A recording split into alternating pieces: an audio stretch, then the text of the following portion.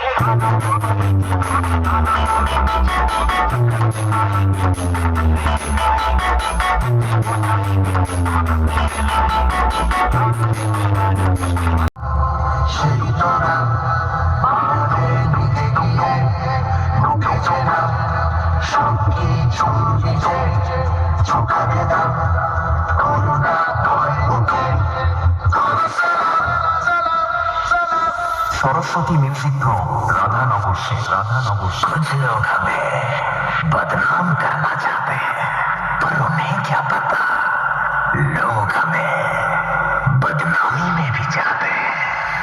DJ Ram remix Tajpur से।